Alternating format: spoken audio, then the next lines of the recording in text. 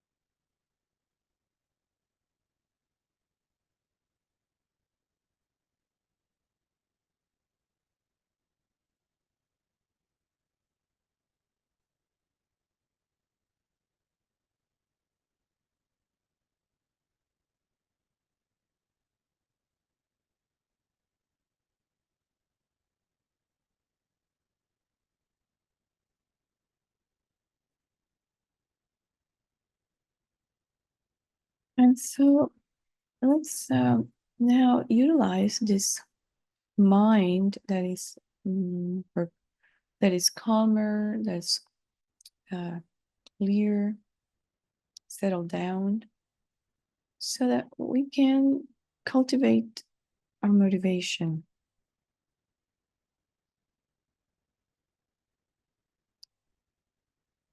And so every time that we are starting an activity, whether it's spiritual or some other mundane activity like working, washing dishes, going shopping, things like that, it's really helpful to um, connect with our um,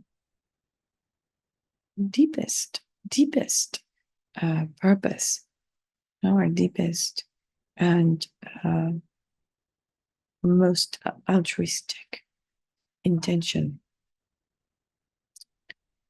And so here we are. We're going to be continuing to talk about the Buddha's teachings, specifically about impermanence.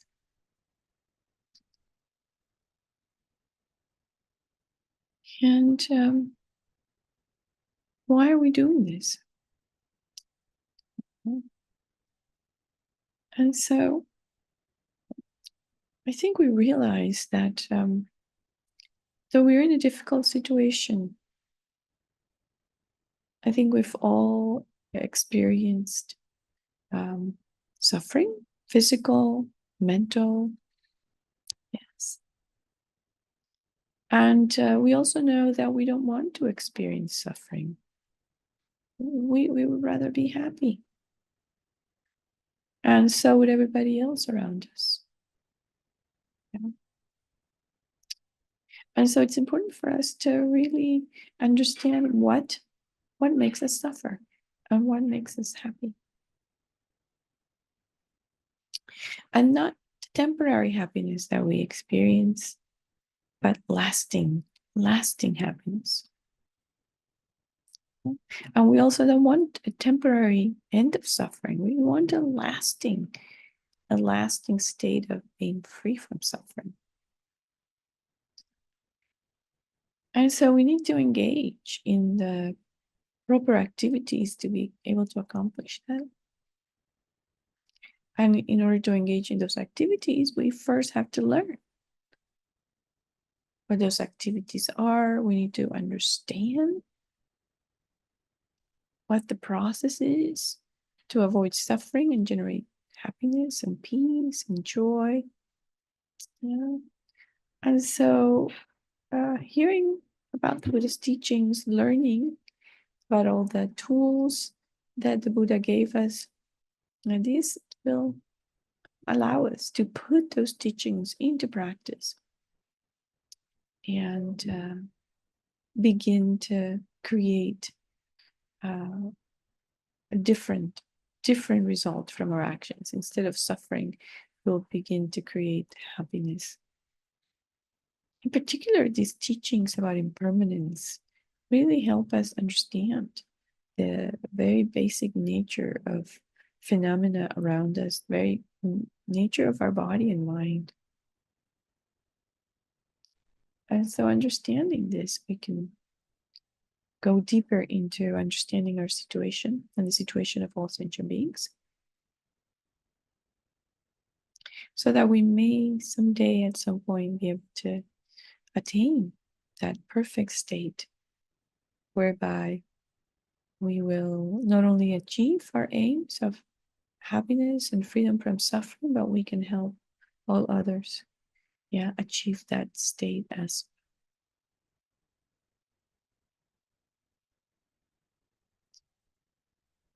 So let's adopt that attitude as our motivation for this session.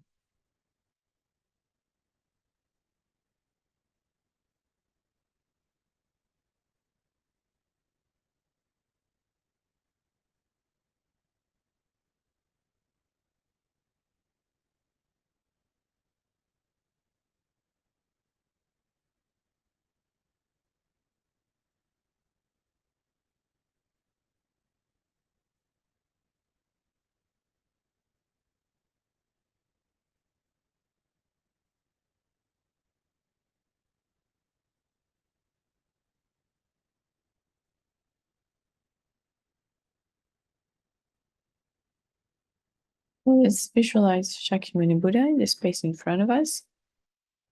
His body made of brilliant light, looking at each and every one of us and all sentient beings with great kindness, with great compassion, with full and complete acceptance, without judgment, without criticism. From his side, simply wanting to benefit each and every one of us. So let's create that heart-to-heart connection with the Buddha.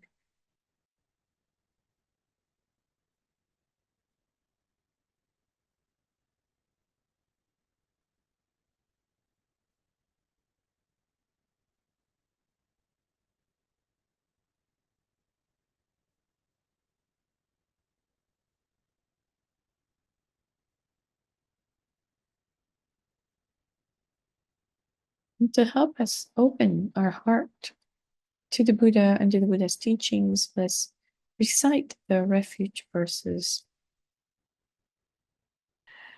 All right, let's recite the refuge verse. I take refuge until I am enlightened in the Buddha, the Dharma, and the Supreme Assembly. By my merits of listening to the Dharma, may I become a Buddha to benefit transmigratory beings. I take refuge until I am enlightened in the Buddha, the Dharma, and the Supreme Assembly. By my merits of listening to the Dharma, may I become a Buddha to benefit transmigratory beings. I take refuge until I'm enlightened in the Buddha, the Dharma, and the Supreme Assembly. By my merits of listening to the Dharma, may I become a Buddha to benefit transmigratory beings. And let's feel that we've opened our heart to the Buddha and that we are now under his protection. And to also expand our heart to all sentient beings, we're going to recite the four immeasurables. May all sentient beings have happiness and its causes. May all sentient beings be free of suffering and its causes. May all sentient beings now be separated from sorrowless bliss. May all sentient beings abide in equanimity, free of attachment and aversion.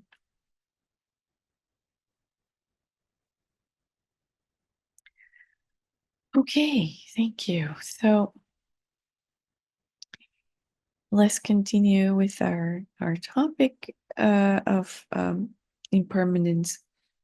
Last week, I was at a retreat, so that's why we didn't have class on Monday. But so we did start on this topic a couple of weeks ago and talk about where exactly in the Lamrim we can find these teachings. And so now we're just gonna sort of go a little deeper, yeah. And so the this topic includes the topic of death. Yeah, death is our most, I would say, our grossest form of impermanence. So, and it's a topic that many people don't like to think about. A lot of people avoid thinking about death. It's something that bothers them or makes them sad or makes them afraid. Yeah, where I live right now, people are afraid to talk about death because there is this superstition that if they think about death, well, that talking about it will bring it about faster. Yeah, so that misfortune will befall them if they talk about death. No? They could even die as a result. Yeah. And so this is quite interesting because when we're studying this topic, one of the things that we are supposed to become aware of is the fact that we could die at any moment. Yeah. Whether or not we talk about death, whether or not we recognize that the death is inevitable, right? So we could die at any moment. But because we don't reflect on it, we don't acknowledge death as a natural part of our experience, then we become totally unprepared to deal with it. We don't know how to deal with our own certainty of death or the death of the people around us, those that we love and care for. Yeah.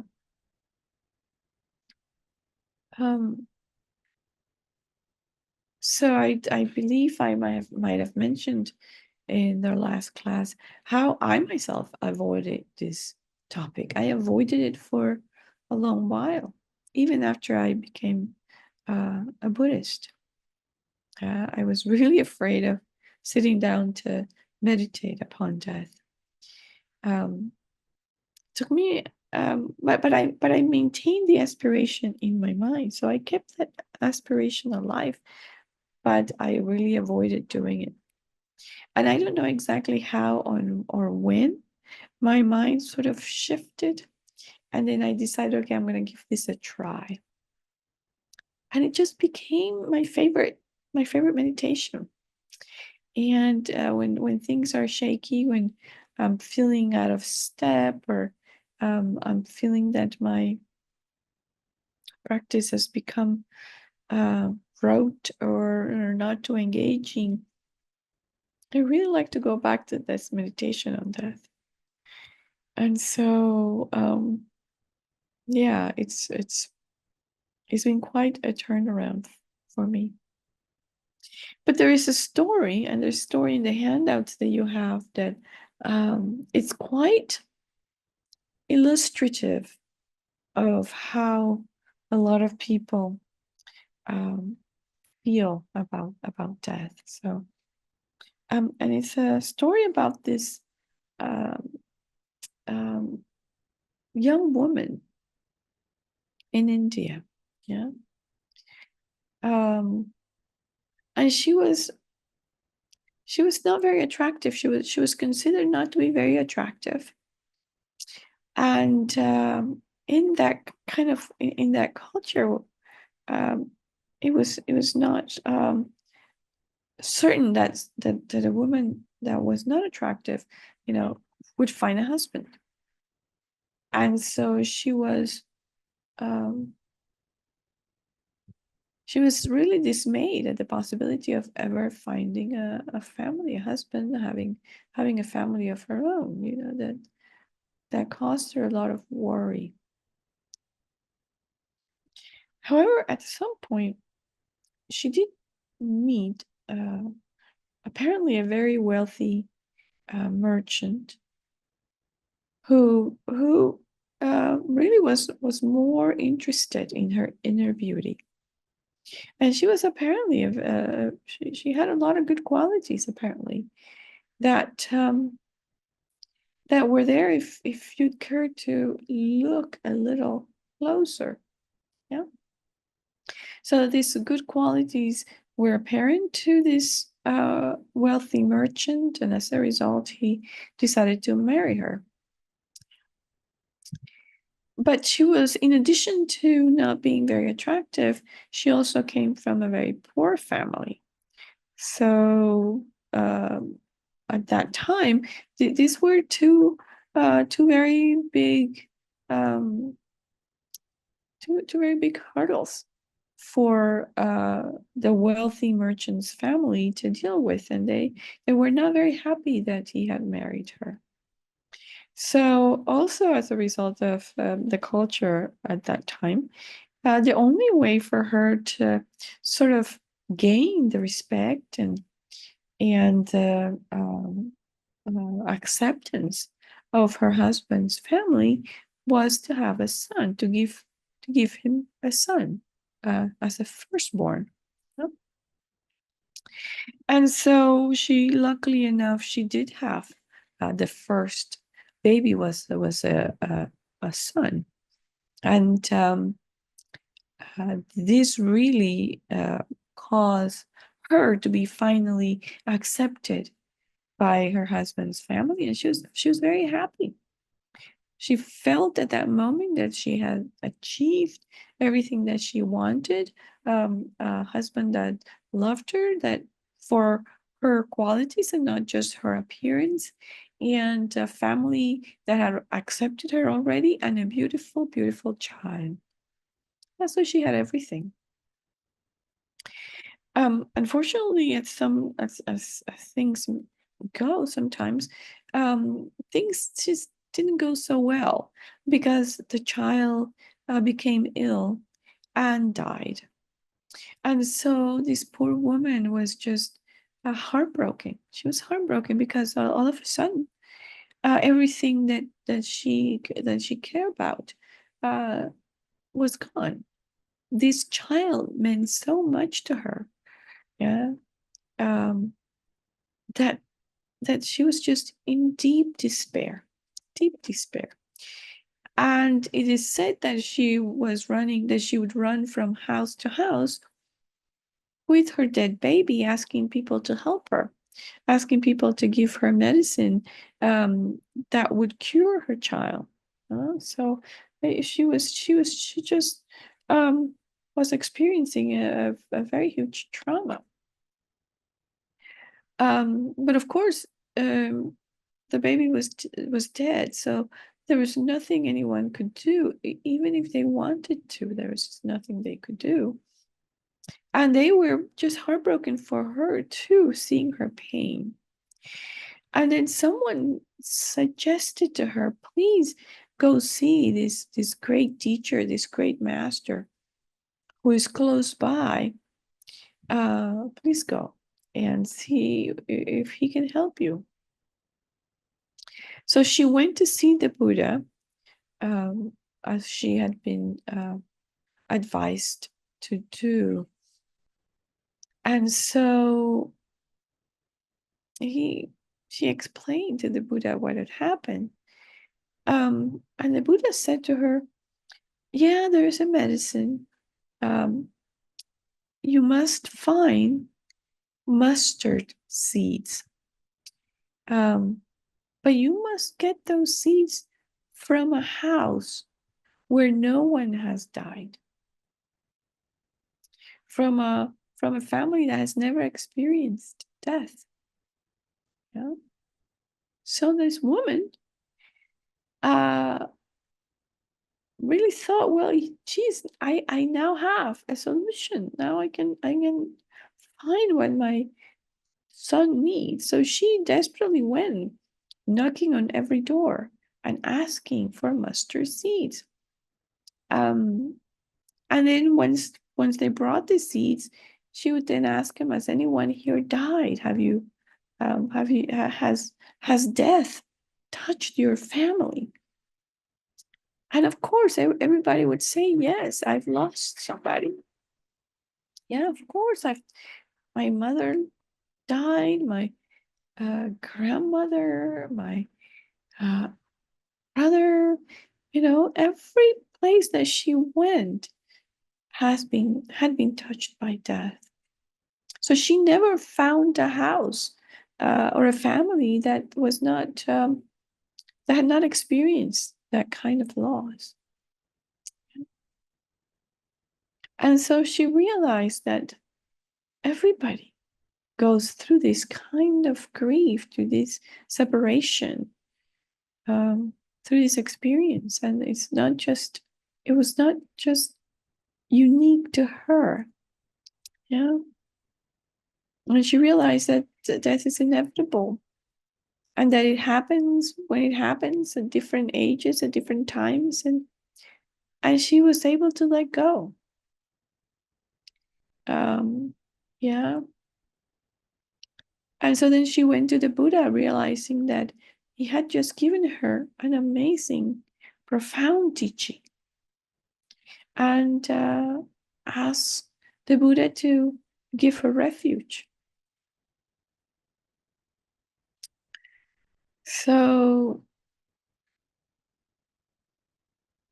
this is a great teaching for us, because death is just a normal part of our experience. It's just that we don't see it like that. Yeah, we need to accept death as a natural part of life and be prepared for it, learn to deal with it, help others prepare for it, and help others deal with it. And it can be done. Yeah, it can be done. And it really I find that it makes life a lot more meaningful when we are in touch with the inevitability of death. So now, in order to really understand death, we need to understand life. We need to understand death. We really need to understand life. In order to understand life, we need to understand something about the nature of the mind.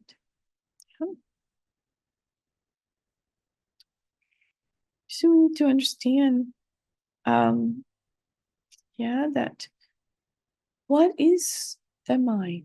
Because when we look at a person that is alive, and when we look at a corpse, the missing element in the corpse is the mind. There's a body there. There's a body there. But what that body lacks is the mind. Person who's alive has both a body and a mind. And mind, right? So then that ingredient is the mind. That's not present in a corpse, but it's present in a person that is alive. So it helps us then to just understand a little bit about this mind that we have, and look at what's the nature of this mind. And it just so happens that mind has two natures. Yeah. Mind has a conventional nature and an ultimate nature. So the ultimate nature,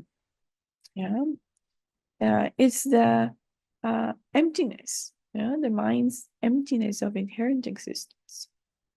That's its ultimate nature, which we're not going to talk about, but I mention it so that you know it.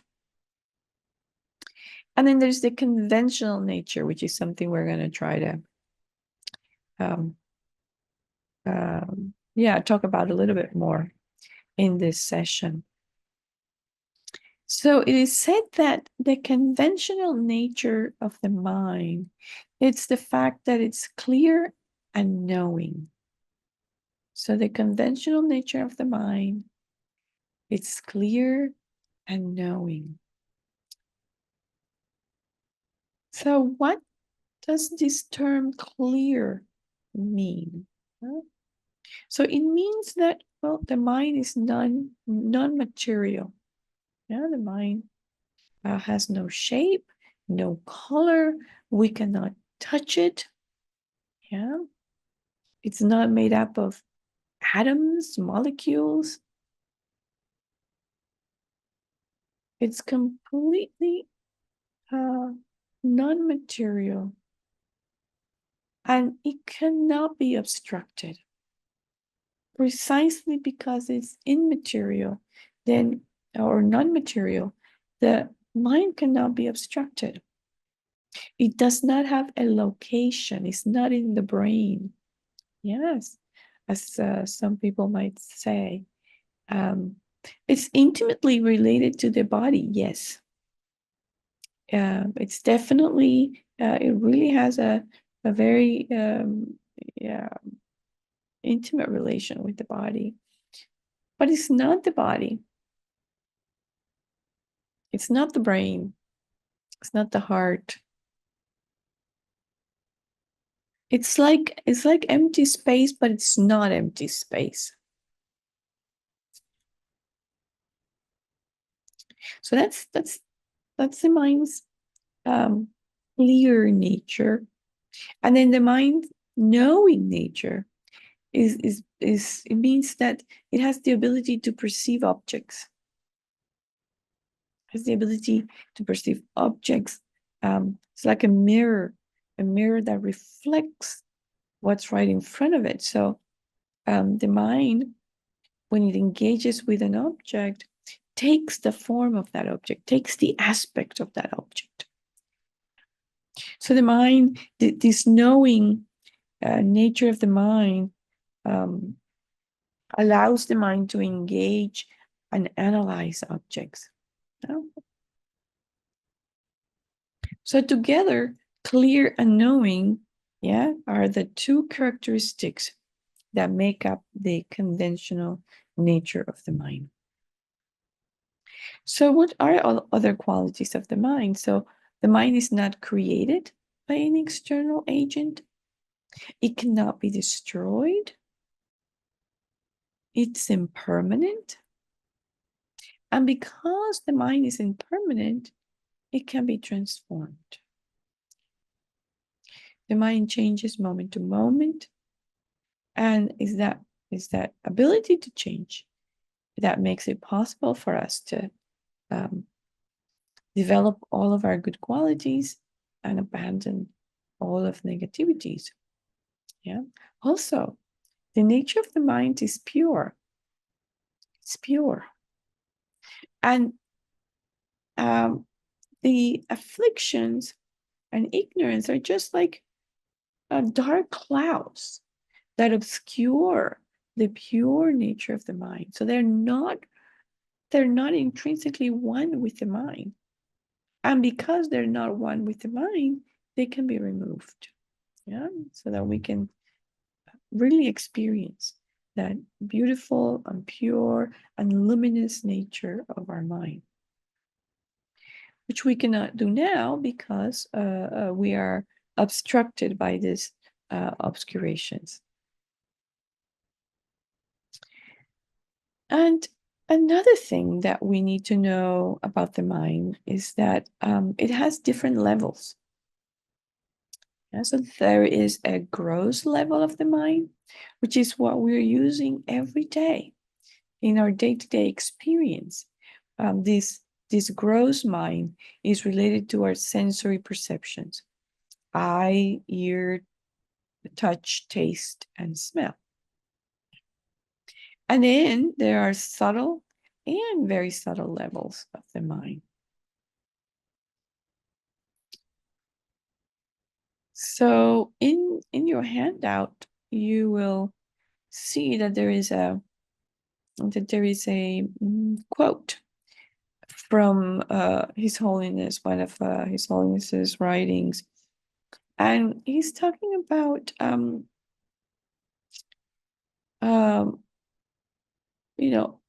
more subtle than our gross sensory minds, sensory consciousnesses.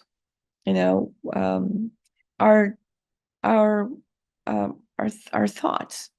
Yeah, there are thoughts that are a little bit more subtle than that, and he kind of divides those into strong, middling, and weak, depending upon the winds, the three classes of winds that the consciousness is riding. Yeah, this is according to Highest Yoga Tantra. And so then he talks about the first group involves a strong movement of wind to its objects and includes 33 conceptual experiences. He's talking about the strong. Then the middling, or the second group, is composed of conceptual consciousnesses that involve a medium movement of wind to their objects. Because, yeah, the winds carry the consciousness, according to Highest Yoga Tantra. So when the wind moves toward the object, then they move with different kinds of strength. And so this middling group involved 40 conceptions, very different conceptions. Then the third group involves a weak movement of wind to its object and involves 7 conceptions. And so this is important to note, because during the dying process, what's happening is that these conceptions begin to dissolve, right? So they collapse during the death process. These winds on which these conceptions ride, they collapse, and the conceptions dissolve. And so these are all grosser levels, even though they may be subtler than our sensory consciousness, but there is still they're subtle, but they're still on the growth level. So when our sensory consciousnesses and these conceptions dissolve, then this gives space. So this gives the opportunity for 3 subtle levels of mind to manifest. Yeah, this is still happening during the death process. And so His Holiness talks about minds of vivid white appearance, red-orange appearance, and black appearance. And so these are subtle levels of mind. And then at the end, towards the end of the death process, then the very subtle level of consciousness, the mind of clear light, arises. Yeah.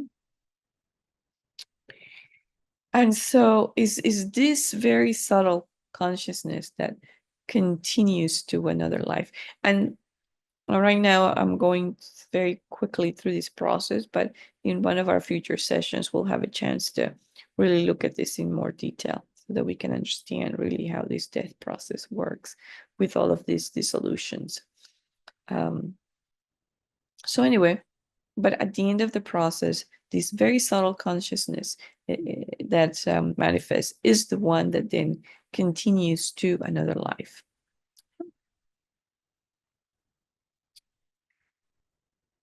And so, how does this mind goes then from to another life? Yeah?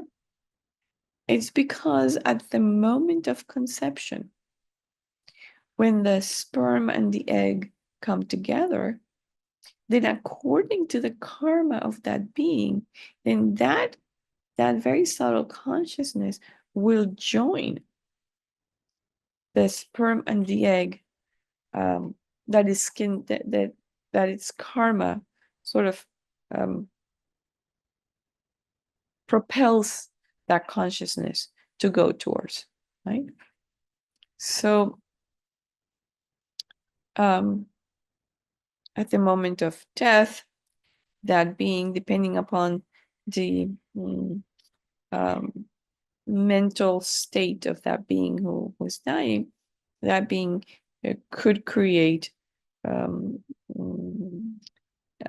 the conditions for either a negative karma to manifest, a previous negative karma to manifest, or a positive karma to manifest. So if a negative karma manifests, then that subtle consciousness will be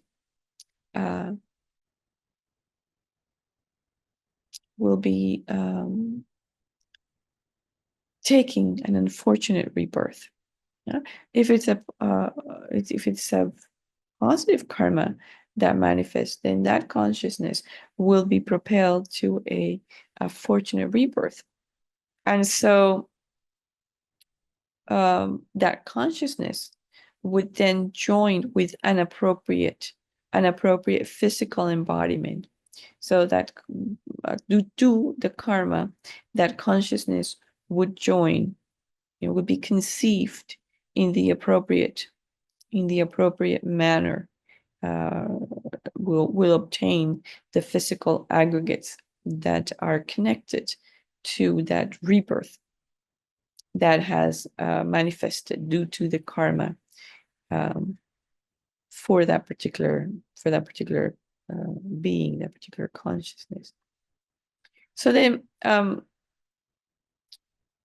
the moment of conception, in terms of in the Buddhist context, is that moment when the sperm, the egg, and the consciousness come together. But the parents provide the seeds for the physical component. Yeah. But the parents do not provide the mental component. The mental component comes from that being's previous lifetime. And so, how do we know? Yeah, how do we know that that consciousness comes from a previous life? And this is a point that many people struggle with. And it's one that is certainly difficult for us to accept if we are not born in a culture that already accepts this from the get-go. Yeah? And so the way that we can understand this is one of the ways that we can understand how this happens is by using logic. Yeah. By really understanding what is the nature of mind, which is what I said earlier, by really understanding what is the nature of the mind. And I'm going to talk about 3 points that really help us bring our understanding forward. Yeah. First of all, because the mind is immaterial, we cannot break the mind into pieces. Yeah. And because we cannot break the mind into pieces because it is not material, then it is not possible for our parents to give us a chunk of their minds, right? So the parents can say, oh, here, honey, I'm going to give you this little part of my mind that I'm no longer needing, so you can have that. So the mother can give a little bit, and the father gives a little bit from here, and now the sperm and the egg have a little bit of the mom's mind and a little bit of the dad's mind. Well, that's not possible because the mind cannot be divided into pieces because the mind is not material. So we are now eliminating the possibility that the mind comes from the parents. We're eliminating that because, yeah, the mind cannot be broken into pieces.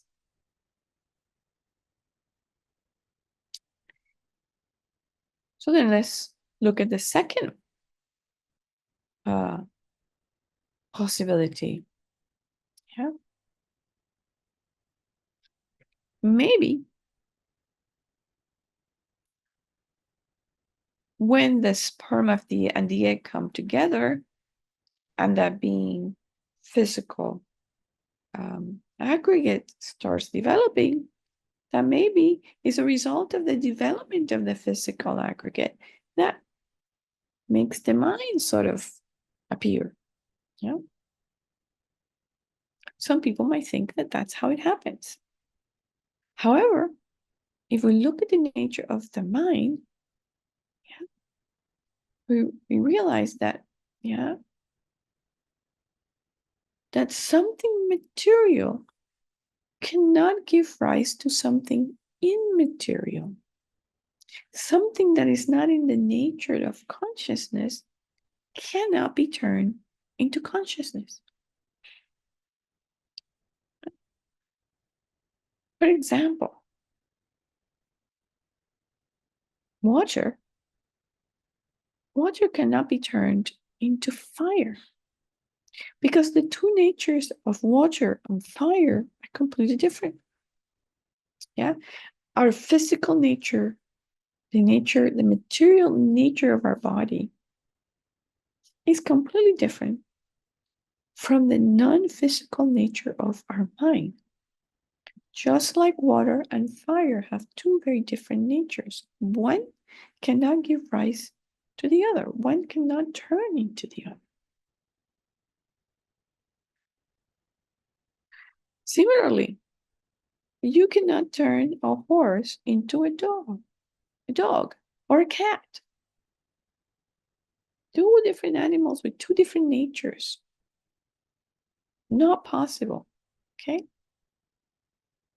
So, by really understanding that, we can eliminate the possibility that from anywhere in the body, from any organ of the body, the mind arises. So we now eliminated two possibilities. The third possibility that a lot of people also hold on to is that there's a creator that created us, created our body, created our mind, created us. Yeah. And so that's where the mind comes from. It was created at some point by a creator. A creator that himself was not created by anything. Okay, that's an important piece. A creator that himself was not created by anything. That's a permanent phenomenon. Okay. And so when we examine that idea, then we come up with a big problem, because a permanent phenomenon does not have the ability to create anything. Because by definition, a permanent phenomenon does not change. And in order to create something, there has to be a change. There has to be a change. And something that's permanent cannot change.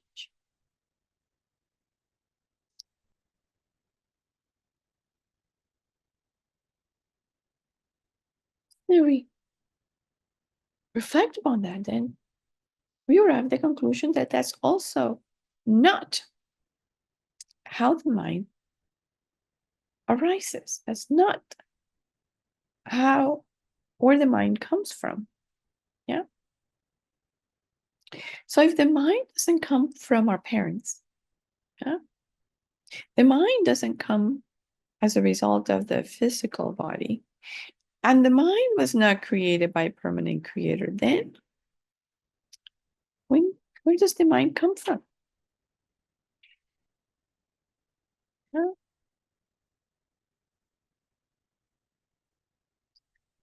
Then we do some further analysis. We're still using our logic, right?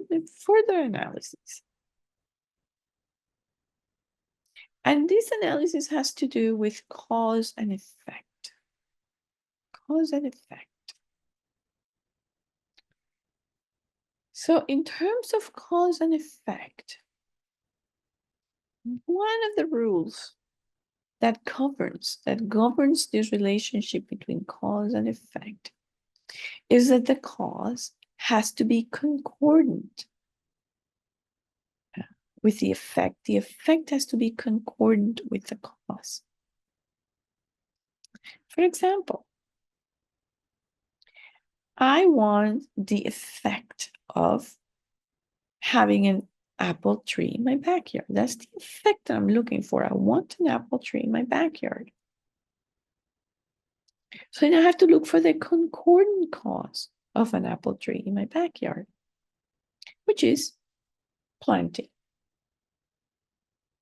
the seed of an apple tree in my backyard, so that at some point an apple tree can grow there. That's the concordant cause. I have to go to the concordant cause to create the right effect. But if I want an apple tree in my backyard, and instead, I plant a seed of orange, an orange seed, an orange tree seed I put in my backyard. I'm not going to get an apple tree. I'm going to get an orange tree, not an apple tree. Yeah. Similarly, if I plant the seeds of a plum tree, I know I'm going to get plums. I'm not going to get pears. I'm not going to get mangoes. Yeah. So that's how cause and effect. This is one of the characteristics of this cause and effect relationship. It has to be concordant. So, so the mind is such a phenomenon that mind can only come from mind. We already said it doesn't come from parents. It doesn't come from a creator. And it's not a result of the body. This doesn't come from the body. So then what's left to be a concordant cause of the mind? Only mind. Only mind is what we're left with. Only mind. So mind can only come from mind. No other phenomena could be a concordant cause for mind. Only a previous moment of mind, because as I mentioned before, mind is impermanent. Mind is momentary. It changes moment to moment. And so the cause of the mind of this moment was the mind of the previous moment. Yeah. And the cause of that mind of the previous moment was the mind of the moment before that. And we can go on and on and on and on with this reasoning, taking us back all the way to that moment of conception. So then what was the cause of that mind at the moment of conception that joined with that egg and sperm? Well, we have no other choice but to deduce that the cause of that mind was a previous moment of mind. And where? Where did that previous moment of mind come from? A previous moment of mind of a different lifetime.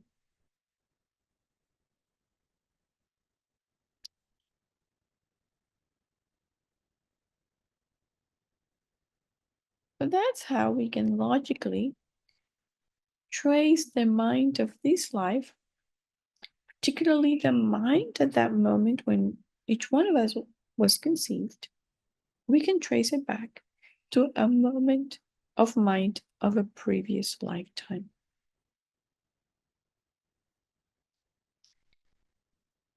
So that's how we arrive at this conclusion logically. Yeah? Analyzing, trying to understand. Of course, we need to sit down and reflect on this over and over and over again until it becomes clear to our mind, until we can remove all of our doubts.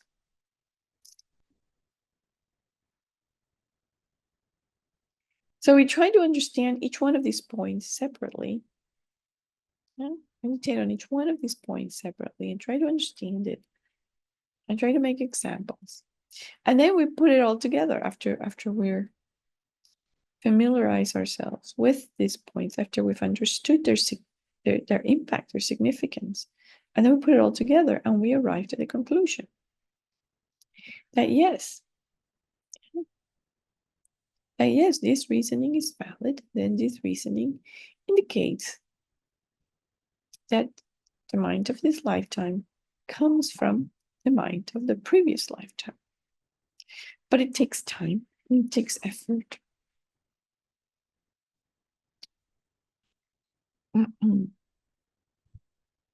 Some people really are keen on logic. Some people really like this type of reasoning. Yeah. And in Tibetan Buddhism, and particularly the Gelug tradition, reasoning and logic are utilized extensively. And so,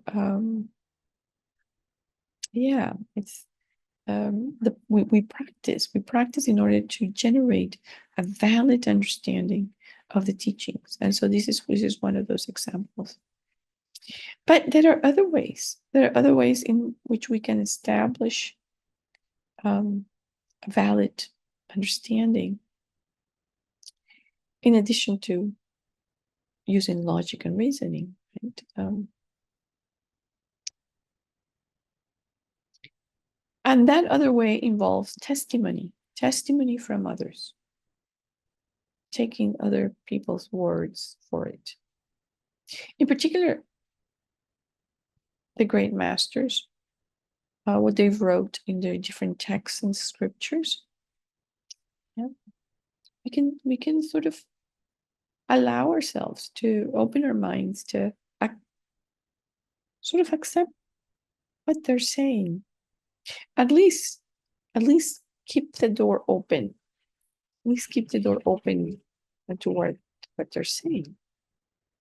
Yeah. So if we look at the scriptures, if we look at what the Buddha taught, we realize that reincarnation is a very prevalent. It's just woven into the Buddha's teachings, and it was a very prevalent belief at the time of the Buddha. Yeah, and reincarnation is just pivotal to the Buddhist path. Yeah, because it takes a long time to attain the fruits of the path.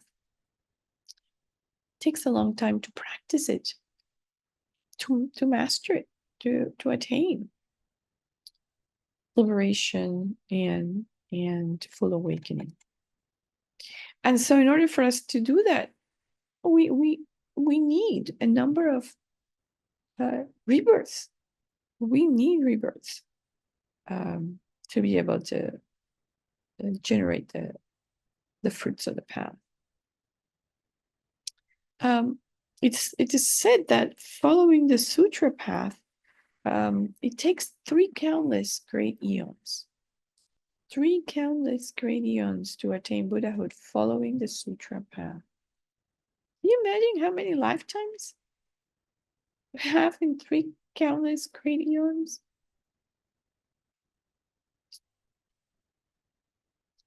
So the tantric path is swifter, yeah.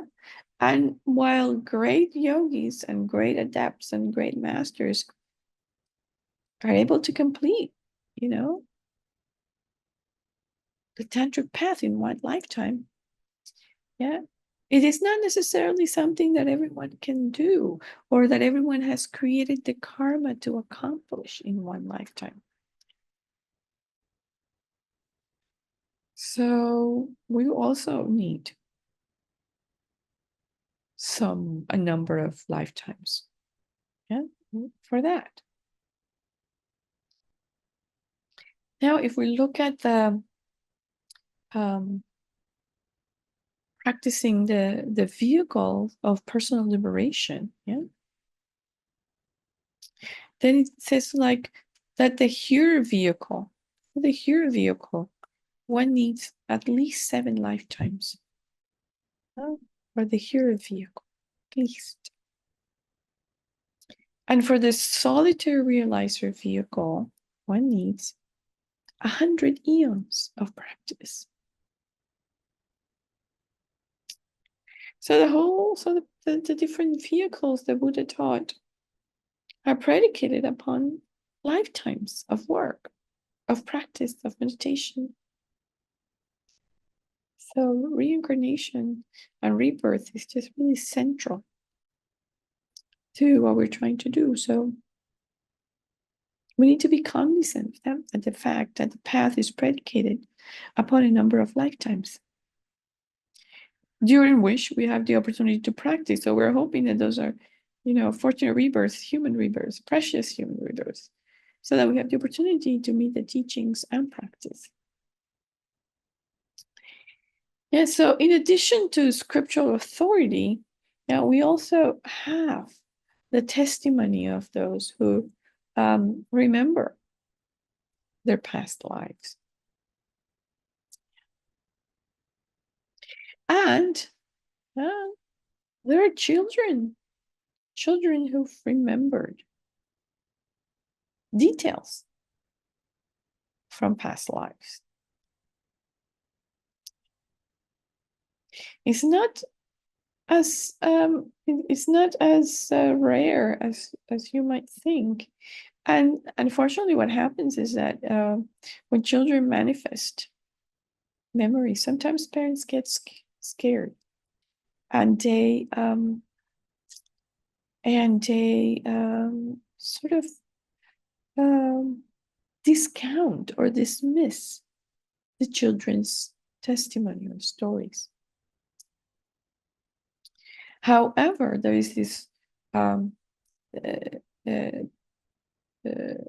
University of Virginia, who has a division of, it's called perceptual studies. It was led by Dr. Ian Stevenson and more recently Dr. Jim Tucker.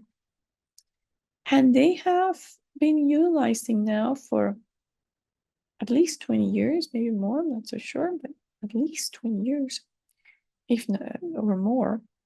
They have been utilizing very rigorous methods to investigate the stories of children who remember past lives. Yeah. And they've traveled, these researchers from University of Virginia have traveled to different countries to interview children, interview their parents, to kind of track what they're saying, to sort of see whether or not they can find evidence that what these children are remembering did indeed happen, So it's interesting because while they have found many cases in countries where the belief in reincarnation is a given, right? When reincarnation is a given, they've also found cases, very credible and believable cases, in countries where the belief in reincarnation is not as prevalent. And they have been able to corroborate the stories that the children have talked about. So I want to share with you just a couple of cases that's fascinating, from the University of Virginia research. And these two cases come from the US, which is kind of why I find them so fascinating. The University of Virginia has a magazine. If you're interested, you can go in the University of Virginia Division of Perceptual Studies, and they have a magazine, and they write about what they do there. Also, Dr. Jim Tucker and Dr. Ian Stevenson have written books about their cases, about their research, just amazing books that if you're interested, you can really enjoy reading about the stories of reincarnation. So there's this one case. Let me see if I can locate the file. Okay, here we go. Okay, so I'm looking at the article here, so I'm gonna just read some paragraphs from the article that try to explain the story that this child was telling his parents. So when this child, his name is Ryan, was 4 years old, he began directing imaginary movies, and he would just say action, and that would become how he would play, and sometimes he'd had really bad dreams at night, and he would scream and say that his heart exploded in his chest, when he was in Hollywood. So he was really talking about being in Hollywood, having this heart attack, and this would give him night terrors. And he said to his mom that he remembered a big white house and a swimming pool, and that he was in Hollywood. He said that he had 3 sons. He couldn't remember their names.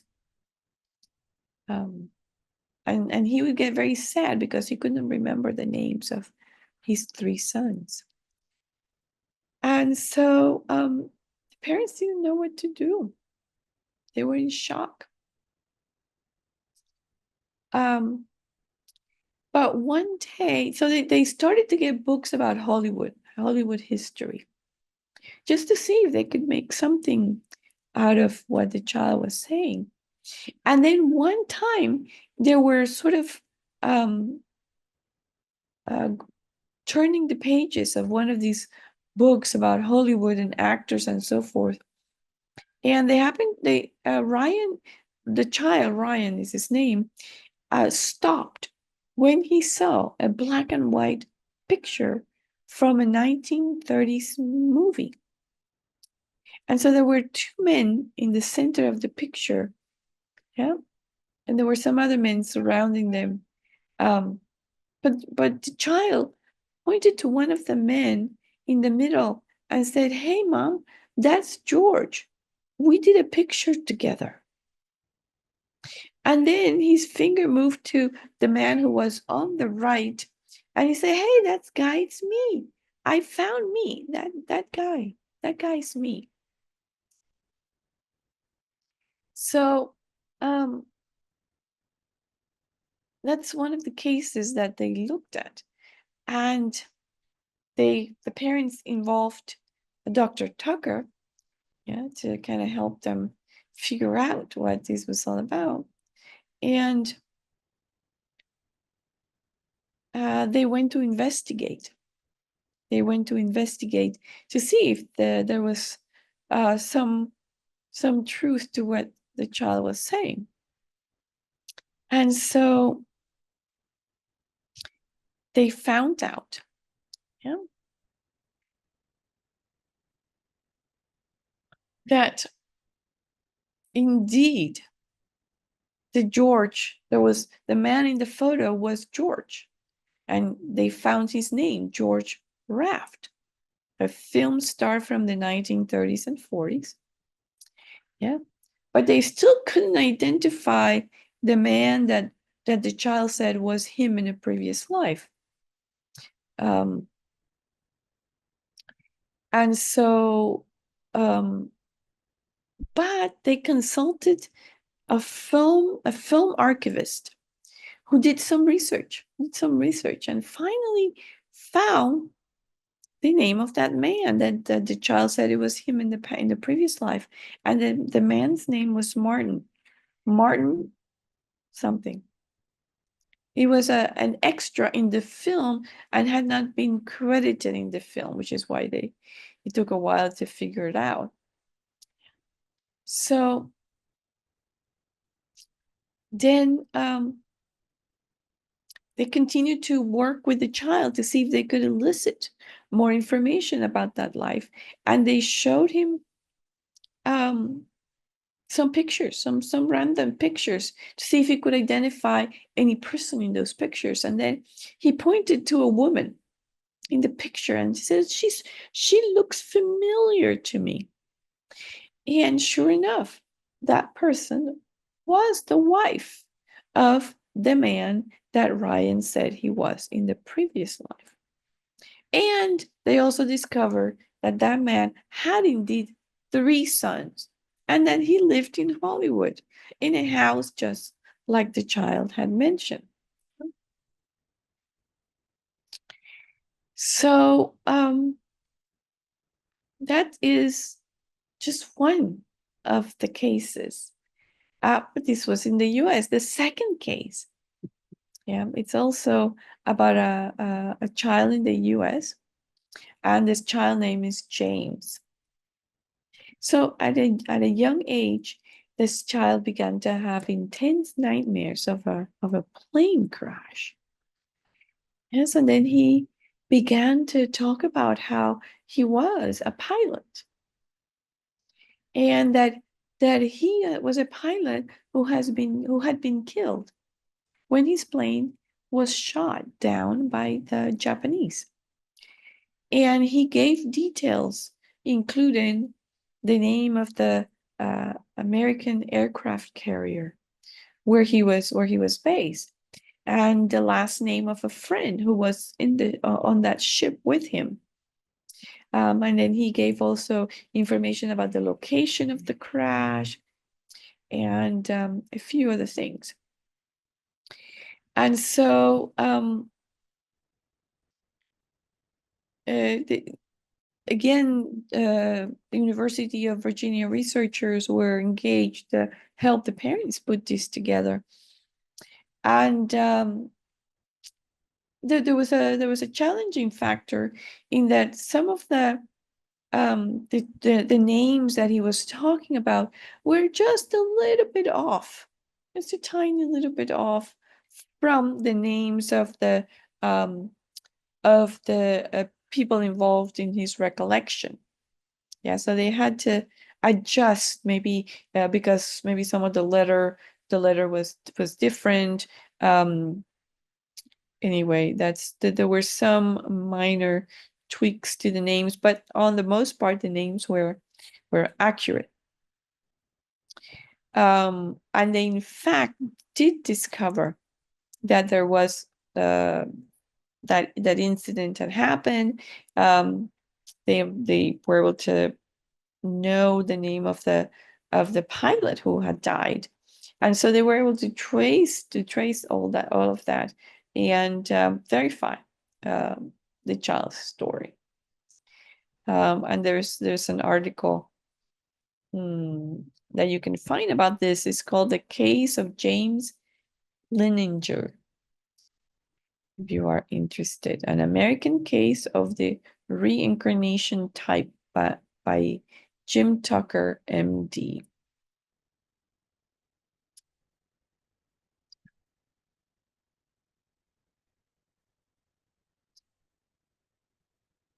Okay. So anyway, I find those cases quite interesting. There's one case in India that I read about. I'm not sure I remember all of the details, but this little girl remember where she died, how she died, where she lived, where her family lived. And they went to that location that the girl was talking about, and they found the family. And the family was still of this girl that had died, verified the story that the girl reincarnated was talking about, and they were able to verify it. So so anyway, there's some interesting facts there. And then the last method that we would use to prove the existence of our past lives is if we were to remember them. I mean, that would be the easiest thing. Okay, I remember it. I know it happened. And then it would be incontrovertible if we would remember our own past past lives. It would be incontrovertible because we'd have a memory of it. And nobody could dissuade us from that. We'd have direct knowledge. However, yeah, our mind is obscured, and the fact that our mind is obscured by afflictions, it's a big stumbling block in terms of us being able to recollect past lives. We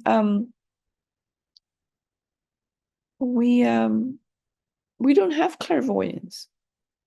And the Buddha had clairvoyance. He could see future. He said one of his qualities is that he can see the past, present, and future of any phenomenon, of any being. Yeah, but we don't have that. We're not there yet. We're not clairvoyant, so we cannot see it. We're obscured to that. Yeah.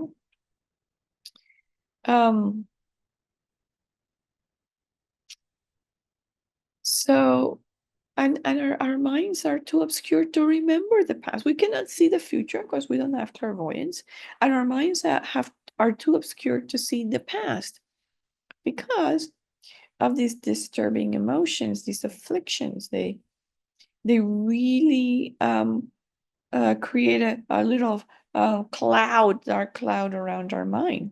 Yeah. And so it is said that if we imagine a lake who is really the water is pure and clear.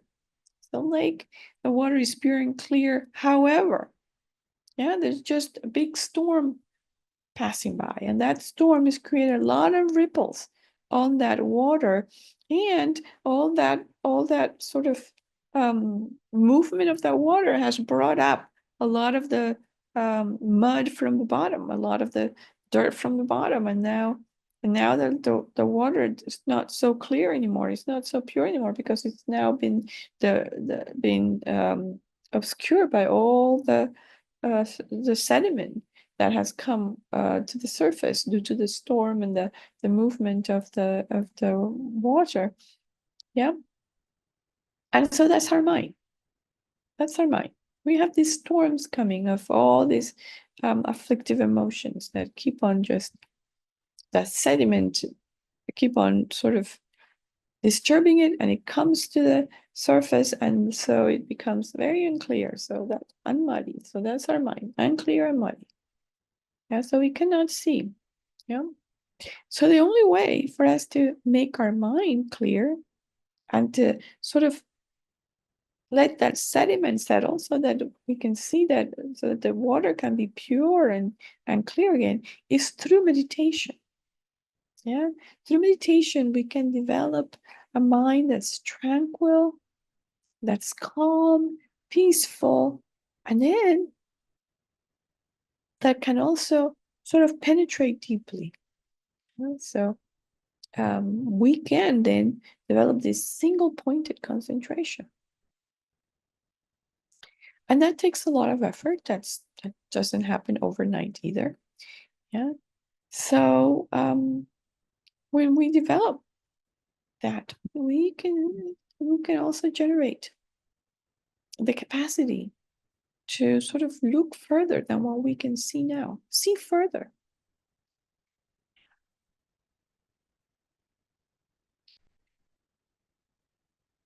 And so with a mind that's like that, we can, will give us, first of all, a better, clearer intellectual understanding. Yeah. But then we can just penetrate more easily all of these topics and be able to generate the different realizations that go along with them. Okay, so let's do a short meditation.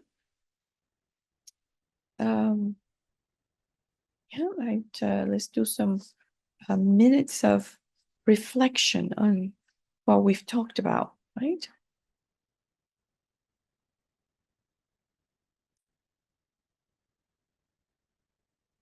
And so let's think about the mind.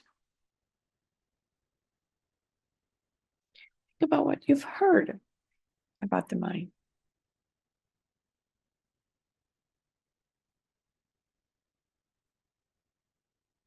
Is it really immaterial? What do you think? Does it have any shape or color? Where do you think it comes from? Does it make sense? Some of the things that you've heard about it, does it make sense to you? Does it um, go with your experience? So just think about it, reflect about it, and see what makes sense for you. What are some arguments that you can make to support what you've heard or against what you've heard? And in that way, just deepen your understanding. Let's just do that for about 5 minutes.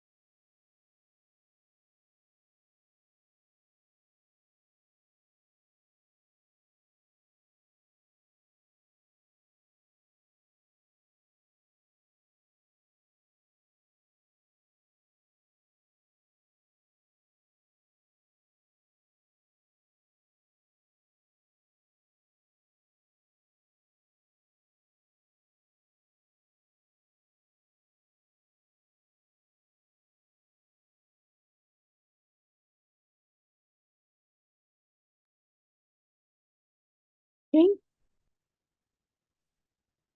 So, um, I guess I can take a question or two if there are any. If not, we can just dedicate.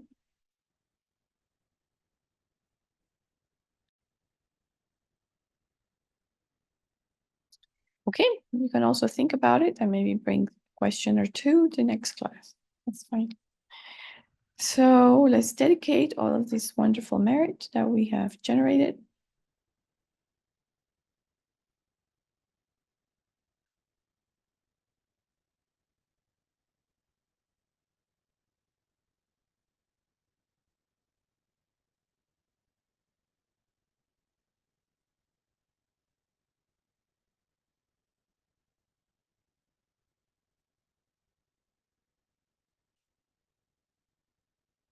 So may whatever virtue I have collected benefit the teachings and all transmigratory beings, and in particular may it cause the essence of perfect, pure Losandrapa's teachings to shine forever. May the precious supreme bodhicitta not yet born arise and grow. May that arisen not decline but increase more and more. In the land encircled by snow mountains, you are the source of all happiness and good, all powerful Chenrezi Tenzin Gyat, so please remain until samsara ends. Peerless teacher and assembly of the children of the victorious ones, Sharbakas and Pratyeka Buddhas, victorious Losan, father and sons, along with the lineage masters, all the objects of refuge of infinite lands, please bestow the virtue and goodness of accomplishing this prayer here and now. Holding and spreading the Muni's precious and complete teachings through explanation and practice, you wore the armor of patience that is never discouraged. Imperable, incomparable, venerable Guru, to you I make request. While striving single-pointedly for the sake of the victorious one's teachings, the sole gateway through which all benefit and happiness emerge, and for other living beings, you suddenly departed to peace. What a great loss. Nevertheless, through the undeceiving truth of the blessings of the ocean of the three jewels and the great waves of bodhicitta of the children of the victorious ones, may the smile of a reincarnation swiftly beam in glory for fortunate disciples.